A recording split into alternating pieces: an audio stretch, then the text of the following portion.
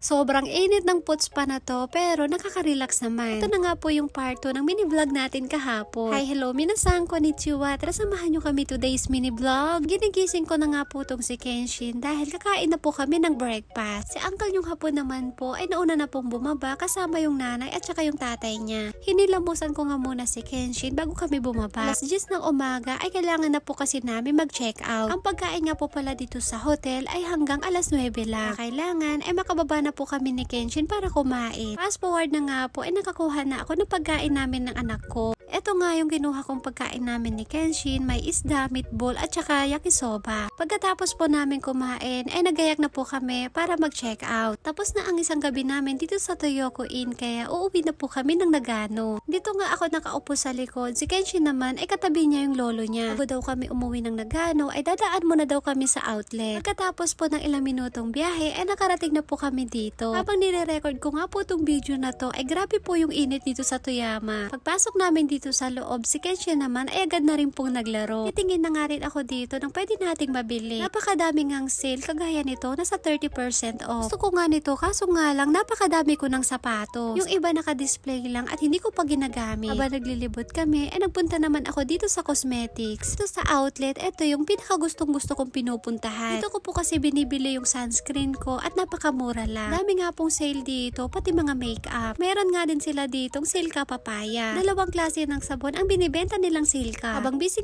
ako dun sa cosmetics, ay tinawag ako ni uncle yung hapon. Bibilhan nga daw niya ako ng short. Gamitin ko daw ito kapag nagpunta ulit kami sa dagat. Sabi ko nga kay uncle nyo, bibili siya, tapos na ang summer. Bilhin na nga daw niya mga auntie para meron daw akong magamit. Tsaka naka-sale daw, kaya sayang naman. Si uncle nyo naman ang bibili, kaya wala na akong nagawa. Bumalik nga po kami dito sa Adidas para bilhin itong sapato. Tag-isa nga po kami ni Ukasan at ako po ay magbabayad dito. Mura lang naman itong mga auntie kaya ililibre po natin si Ukasan. Dahil naka-sale po kaya yung isang sapatos ay mahigit na sa 2,000 yen lang. Mabayaran nga daw ni hapon yung kay Ukasan kaso sabi ko ako na yung magbabayad. Minsan ko lang naman po ilibre yung mother-in-law ko kaya okay lang din naman po mga auntie. Hindi po mga auntie, medyo nalungkot po ako nung nilibre ko po si mother-in-law. Hindi po about dun sa pera kundi buti pa siya ay nalilibre ko samantalang yung nanay ko ay hindi ko na po mabilihan ng sarili niyang sapatos. Kaya nakaramdam po ako ng konting hinayang. Sana kung buhay pa yung nanay ko ay nabibilhan ko po siya ng mga gusto niya. Yung sinasahod ko ng konti sa pagbablog ay sa kanya ko dapat na-share. Kaso wala na po yung nanay ko at hindi ko na po maibabalik yung buhay niya. Sobrang nakakalungkot lang po kasi hindi ko na maipaparana sa mga magulang ko ang magandang buhay. Hay nako mga ante, ayoko na nga magkwento baka maiyak pa ako. Pagkatapos nga po pala namin dun sa outlet ay dumaan muna po kami dito sa Putspa. Isa nga po itong public Putspa at nakaka-relax. Nagpaiwan nga po yung father-in-law ko dun sa sasakyan at hindi siya sumama. Nakainit nga po ng tubig na to pero nakaka-relax naman. Habang nakaupo kami dito ay sobrang ganda ng view na natatanaw namin.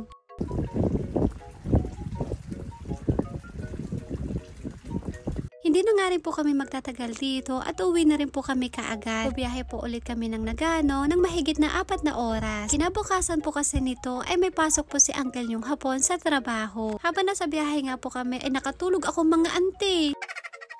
And fast forward na nga po mga auntie, pagkatapos po ng ilang oras naming biyahe ay nakarating na po kami dito sa bahay namin. Pagka uwi po namin ng bahay kanina ay naggrocery po si uncle nyo at yung nanay niya. Ito nga po yung simpleng hapunan namin. Nagluto po si uncle nyo ng tempura. Si Kenshin naman ay nilutuan ko po siya ng tamagoyaki at ginawa kong sushi. May tira pa nga ako ditong adobong sita. Luto ko ito bago kami nagpunta sa Kanazawa. Para hindi masira ay nilagay ko lang ito dun sa ref. Tapos ipapainit ko na lang kapag gusto kong ulam. Dito sa adobo ay ako lang po talaga yung nag-uulam. Hindi po kumakain yung mga binan ko. Si hapon naman po ay tikim-tikim lang. Bago po kami kumain kanina ay bumili po si hapon ng bagong ilaw. Hindi na nga po gumagana yung ilaw namin dun sa kusina kaya bumili siya ng bago. Pagka uwi niya ay nilagay na nga rin po niya kaagad.